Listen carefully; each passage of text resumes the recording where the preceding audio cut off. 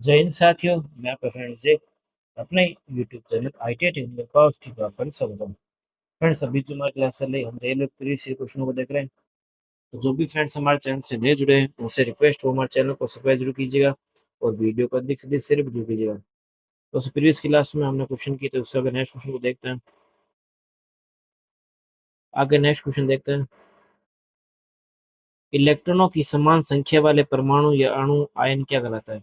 Electron की समान संख्या वाले बताइए क्या कहलाते हैं? आइसोटोप कहलाता है, आइसोटोन कहलाते हैं, या आइसो इलेक्ट्रॉनिक कहलाते हैं, या वैलेंसी इलेक्ट्रॉन कहलाते हैं? इसका आंसर क्या? तो समान इलेक्ट्रॉन और संख्या को हम क्या बोलते हैं? Iso electronic. इलेक्ट्रॉनों की समान संख्या और परमाणु या अणु को क्या कहते हैं? आइसो इलेक्ट्रॉन कहते हैं। नेक्स्ट क्वेश्चन को देखते हैं आगे। गैसीय नियम। जिस तापमान पर किसी गैस का आयतन शून्य हो जाता है उसको क्या कहते हैं? निरपेक्ष स्केल तापमान, परम शून्य तापमान, परम तापमान, या इनमें से कोई नहीं? तो जिस टेम्परेचर पर किसी गैस का आयतन शून्य है, उसको हम क्या कहते हैं? परम शून्य तापमान। परम शून्य तापमान पर किसी भी गैस का आयतन क्या हो जाता है? शून्य हो जाता है। नेक्स्ट क्वेश्चन देखते हैं आगे।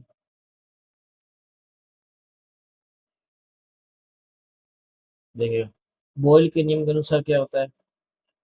नियत आयतन पर किसी गैस का दाब तापमान के अनुक्रमानुपाती होता है, अर्थात P समानुपाती T होता है। नियत तापमान पर दिए गए किसी गैस के द्रव्यमान के दाब और आयतन का गुणनफल स्थिर रहता है। नियत दाब पर किसी गैस का आयतन तापमान के अनुक्रमानुपाती होता है। नियत तापमान पर किसी गैस का दाब आयतन के अनुक्रमानुपाती होता है। तो इसका आंसर दोस्तों क्या होगा? देखिए, इसका आंसर होगा, देखिए, option B is the correct answer. तो बॉयल का नियम हमको सबसे पहले पता होना चाहिए। बॉयल का नियम क्या कहता है? बॉयल के नियम में हमेशा आप ध्यान रखिएगा, जो टेम्परेचर जो होता है, तापमान जो होता है, वो हमेशा कांस्टेंट रहता है। तापमान क्या रहता है? नियत, या आप मान सकते हैं कांस्टेंट रहता है या स्थिर रहता है। तो बॉयल के नियम से तापमान नियत रहता है। तो बॉयल का नियम ये कहता है कि जब टेम्परेचर कांस्टेंट रहता है, यानी तापमान जब स्थिर रहता है, तो किसी गैस का जो आयतन होता है उसके प्रेशर के व्युत्क्रम होता है, यानी V is inversely proportional to P। यानी जो आयतन है वो दाब के क्या है? व्युत्क्रम होता है। तो इसमें देखिए आपको क्या बोल रखा है कि नियत तापमान पर किसी गैस के द्रव्यमान के दाब और आयतन का गुणनफल सदैव स्थिर होता है। यानी कहने का मतलब यहाँ पर अगर मैं क्या मानूं, एक स्थिर कांस्टेंट राशि मान लो, तो V इंटू पी अगर बोले, Vp बराबर क्या हो जाएगा? एक स्थिरांक हो जाता है। क्या होता है? एक स्थिरांक हो जाता है। ठीक है ना? तो Pv बराबर स्थिरांक। उम्मीद है सबको समझ में आएगा कैसे मैंने किया है। बोयल का नियम के अनुसार तापमान नियत रहता है। वो बोयल का नियम ये कहता है कि किसी गैस का जो वॉल्यूम है, आयतन वो है, वो उसके दाब के व्युत्क्रम होता है। तो V is inversely proportional, P V जो है आपका दाब के क्या है? व्युत्क्रम है। तो V इंटू पी करेंगे तो आपको क्या आ जाएगा? एक स्थिरांक प्राप्त होगा। उम्मीद है सबको समझ में आएगा। अगर नेक्स्ट क्वेश्चन हम देखते हैं। निम्न में से कौन सा नियम ये बताता है कि गैस का आयतन गैस के दाब के व्युत्क्रम होता है? अब अभी मैंने आपको इसके बारे में बताया था, याद कीजिए। मैंने क्या बताया था कि जो बॉयल का नियम है, बॉयल के नियम में आपका क्या स्थिर रहता है? तापमान। ताप क्या रहता है? नियत रहता है। तो बॉयल का नियम ये कहता है कि V is inversely proportional to P। यानी कि जो आयतन जो होता है वो दाब के क्या होता है? व्युत्क्रम होता है। तो ये नियम कहता है बॉयल का। तो option number A is the correct answer. और क्वेश्चन आपका आरआरबी जेईई में आया है। आगे नेक्स्ट क्वेश्चन हम देखते हैं। आगे नेक्स्ट क्वेश्चन देखते हैं। 27 डिग्री टेम्परेचर पर किसी आदर्श गैस को एक नियत ताप पर तब तक गर्म किया जाता है जब तक किस गैस का आयतन दोगुना हो जाए गैस का अंतिम तापमान को। दोस्तों, ये काफी अच्छा और शानदार क्वेश्चन है। इस क्वेश्चन में आपको बहुत कुछ सीखने को मिलेगा। तो 27 डिग्री टेम्परेचर हमको दे रखा है और एक आदर्श गैस दे रखी है जिसका प्रेशर क्या नियत है, और उसको तब तक गर्म किया जाता है जब तक कि इस गैस का वॉल्यूम जो है दोगुना ना हो जाए। इस गैस का हमको अंतिम तापमान पूछा है। देखिए, इस तरह के क्वेश्चन को हम कैसे करेंगे। तो इस क्वेश्चन में आपको देखिए क्या दे रखा है 27 डिग्री टेम्परेचर दे रखा है और आदर्श गैस को क्या कर रहे हैं, हम गर्म कर रहे हैं। जब तक कि आयतन दोगुना ना हो जाए हमको अंतिम टेम्परेचर याद करना है। तो अंतिम टेम्परेचर कैसे याद करेंगे, मैं आपको दिखाता हूँ। तो हमको पता है कि चार्ल्स का नियम जो होता है, जो चार्ल्स का नियम होता है, चार्ल्स का जो नियम होता है, चार्ल्स के नियम के अनुसार टी जो होता है वो वी के प्रोपोर्शनल होता है। ठीक है ना। तो इस नियम के अनुसार अगर हम देखें तो V1 जो होता है, V1 अपॉन जो T1 है बराबर होता है V2 अपॉन T2 के। V1 अपॉन T1 जो होता है वो V2 अपॉन T2 के इक्वल में होता है। ठीक है, इसमें कोई दिक्कत समझ परेशानी? तो इसके अनुसार T1 अपॉन V1 बराबर T2 अपॉन V2 होता है। तो इसमें टेम्परेचर T1 कितना दे रखा है और V1 कितना दे रखा है, ये हमको पता होना चाहिए। इसको हम चाहे तो V1 अपॉन T1 भी लिख सकते हैं, V2 अपॉन T2 भी, ये हम चाहे तो कैसे भी लिख सकते हैं, इसमें कोई समस्या नहीं है। देखिएगा हमको टेम्परेचर जो स्टार्टिंग वाला दे रखा है वो लगभग रूम टेम्परेचर दे रखा है। कितना दे रखा है? 27 डिग्री सेंटीग्रेड। मैं आपको क्वेश्चन में भी दिखाया था। इसमें देखिए आपको 27 डिग्री टेम्परेचर दे रखा है। हम क्या दे रखा है? 27 डिग्री टेम्परेचर। तो इसमें देखिए 27 डिग्री टेम्परेचर हमको दे रखा है। तो यहाँ पर टेम्परेचर हम कितना मानेंगे देखिएगा। तो यहाँ पर टेम्परेचर हम कितना मानेंगे? 27 डिग्री। अब 27 डिग्री टेम्परेचर हम सीधा नहीं ले सकते क्योंकि हमको STP टेम्परेचर लेना है, स्टैंडर्ड टेम्परेचर प्रेशर। तो इसकी वैल्यू हम कितनी लिखते हैं? हमारा 27 डिग्री हमको क्या दे रखा है? टेम्परेचर नॉर्मल दे रखा है। तो 27 प्लस में आप क्या कर दीजिए 273, क्योंकि STP की वैल्यू है। किसकी वैल्यू है? STP, स्टैंडर्ड टेम्परेचर प्रेशर होता है। क्या होता है ये आपका? स्टैंडर्ड टेम्परेचर प्रेशर, STP होता है। अब इसमें इसको जोड़िए तो कितना का हमारे पास में 300 केल्विन हो जाएगा। ठीक है, क्योंकि हमको इसमें सारी वैल्यू केल्विन में निकालनी, इसलिए हम क्या निकालेंगे, इसको लिखेंगे। तो अब हम इसको लिख सकते हैं, देखिएगा कैसे लिखेंगे। तो ये हमारा हमारे पास में क्या क्या चीज है ये देखो, हमको निकालना क्या है। तो हमको ये जो टेम्परेचर देखिएगा, कौन सा टेम्परेचर मैं आपको बताता हूँ, ये वाला जो हमने निकाला देखिएगा। इन तीन की वैल्यू निकल, टेम्परेचर जो है वॉल्यूम के समानुपाती T1 V1 बराबर T2 V2 लिखा। 27 273 हमने जोड़ा, कितना है? तो ये 300 केल्विन है।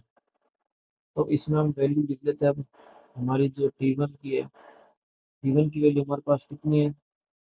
तो T1 की वैल्यू हमारे पास में 300 अपॉन में, अब V1 कितना है हमारे पास में, क्योंकि प्रेशर जो हमारा पहले वॉल्यूम था वो कितना था? V था। तो यहाँ पर V मान लेते हैं बराबर में। अब इसको कितना मानते हैं देखिएगा, इसको मैं थोड़ा जूम कर लेता हूँ, एक मिनट रुकिएगा थोड़ा। देखिएगा इसमें हमको क्या निकालना है देखिएगा। तो इसमें गैस का आयतन हमको कितना करना है? दोगुना। पहले आयतन कितना था? एक था, अब कितना करना है? दोगुना। टेम्परेचर पहले कितना? 27, तो टेम्परेचर बढ़ेगा। भाई आयतन दोगुना कर रहा है तो टेम्परेचर भी क्या होगा? बढ़ेगा। क्यों बढ़ेगा? क्योंकि चार्ल्स के नियम अनुसार टेम्परेचर होता है वॉल्यूम के समानुपात में होता है। अब हमको क्वेश्चन में दे जो रखा है उसकी वैल्यू हम आगे निकाल लेते हैं देखिएगा। तो 300/V बराबर T2/2V लिख लिया। अब T2 टेम्परेचर है उसको हमको निकालना है और वॉल्यूम को हमने क्या करना है? दोगुना। ये क्वेश्चन में हमको ये सारी चीजें दे रखी है। अब देखिएगा, तो ये वैल्यू हम इसमें हमको क्या निकालना है? T2 की वैल्यू निकालनी है। T2 की वैल्यू कैसे निकालेंगे? तो T2 बराबर कैसा आएगा? T2 जो हमारा आएगा देखिएगा, T2 जो मैंने बताया ना ये वाला, ये कैसे निकालेंगे? तो इसमें आपको क्या करना है? 300 में 2V हमारे पास हो जाएगा। 300 में 2V अपॉन में V। तो V से V कैंसिल हो जाएगा क्योंकि वॉल्यूम एक से दोगुना करना है। तो 300 × 2 करेंगे, आपके पास में कितना आ जाएगा? 600। 600 हमारे पास T2 आया। ये अभी भी स्टैंडर्ड टेम्परेचर में, इसको नॉर्मल निकालना है। तो 600 में से हम 273 को क्या कर लेंगे? लेस कर लेंगे। भाई 600 में से हम क्या कर लेंगे? 273 को लेस करेंगे। 273 को लेस क्यों करना है? ताकि हमारा सही वैल्यू में आ पाए। तो इसको जब हम लेस करेंगे कितना आएगा हमारे पास में? 7। यहाँ पर कितना आएगा? 2, 5 में से 2 गया 3, तो 327 ये हमारा आंसर हो जाएगा। जो कि हमको ऑप्शन में दे रखा है 327। उम्मीद है सबको समझ में होगा। मैं ऑप्शन दिखाता हूँ आपको कौन कौन। तो ये हमको क्या दे रखा है, वैसे भी सेंटीग्रेड में दे रखा है, ठीक है। और हमारा जो वो था वो केल्विन में था, तो यहाँ पर हमको सेंटीग्रेड निकालना है, इसलिए हमने क्या कर लिया, 273 को लेस कर लिया। तो उम्मीद है सबको समझ में होगा। दोबारा मैं आपको एक्सप्लेन कर देता हूँ कैसे मैंने किया क्वेश्चन को, ठीक है ना। अब देखिए दोबारा मैं एक्सप्लेन कर देता हूँ। देखिए सबसे पहले हमने क्या निकाला, हमको पता है कि चार्ल्स का नियम जो है, भाई चार्ल्स का जो हमारा नियम उसके अनुसार जो क्या होता है, टी समानुपात में क्या होता है हमारा, वी होता है। भाई टी समानुपात में हमारा क्या होता है, वी होता है। टी वी के समानुपात में होता है, तो टी वी के समानुपात में, तो टी वी लिख लिया, ठीक है।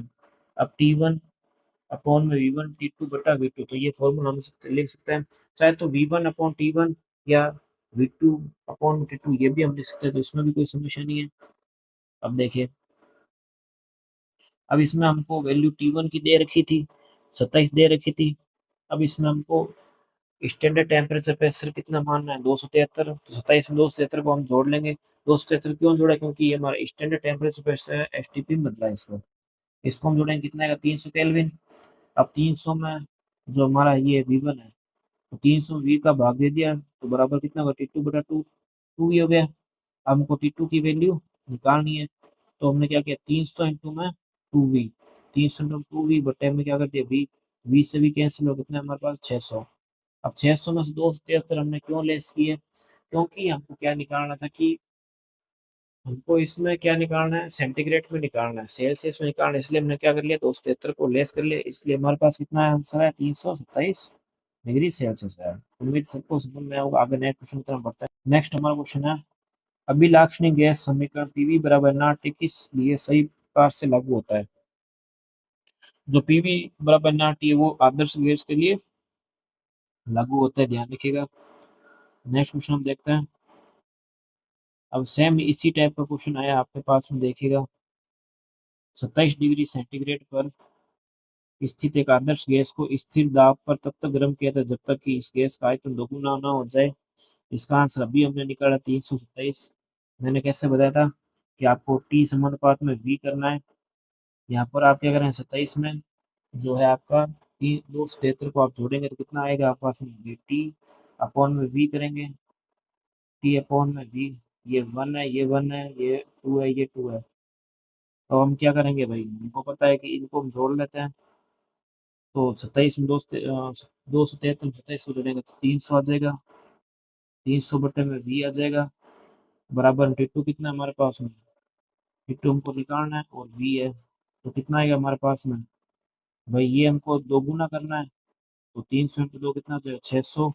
600 में 273 को डैश कर लेंगे, क्यों करेंगे, क्योंकि हमको सेल्सियस निकालना है, तो इसको निकालें कितना आएगा हमारे पास, 327। उम्मीद है सबको समझ में आएगा। सेम वही क्वेश्चन वापस रिपीट हुआ है। आगे नेक्स्ट क्वेश्चन की तरफ देखते हैं। देखिए, निम्न में से कौन सा नियम गैस से संबंधित नहीं है। देखिए गैस का नियम चार्ल्स ने दिया था, बॉयल ने भी दिया था और अवगाद्रो ने भी दिया था। जूल का नियम नहीं दिया, जूल का नियम ऊष्मा से संबंधित है। आगे नेक्स्ट क्वेश्चन देखते हैं। निम्न में से कौन विसरित नहीं होगा, अगरबत्ती का धुआं, इत्र की वाष्प, धुआं या मेथी पाउडर। तो आपको पता है मेथी पाउडर आपका विसरित नहीं होगा क्योंकि ये एक गैस नहीं है। नेक्स्ट क्वेश्चन देखते हैं। नेक्स्ट क्वेश्चन देखते हैं, गैसों कौन सा कौन है सुवाह्य बनाता है। आंसर क्या होगा इसका, संपीड़ित यानी कंप्रेसर। नेक्स्ट क्वेश्चन देखते हैं, डोल्टन का आंशिक दाब का नियम में से किस समीकरण पर लागू होता है, ये हमको निकालना है। तो डोल्टन का आंशिक दाब का नियम किस पर लागू होता है, तो सीओ प्लस में एच टू। ये आंसर क्यों होगा, क्योंकि डोल्टन का आंशिक दाब नियम उन गैसों पर कार्य करता है जो आपस में मिक्स नहीं होती। यानी जिन गैसों को अगर आपस में हम क्या रख दे, एक पात्र रख दे और वापस में प्रतिक्रिया नहीं करती, तो वही उन्हीं पर ही डोल्टन का आंशिक दाब का नियम कार्य करता है। क्योंकि जो गैस आपस में क्रियाशील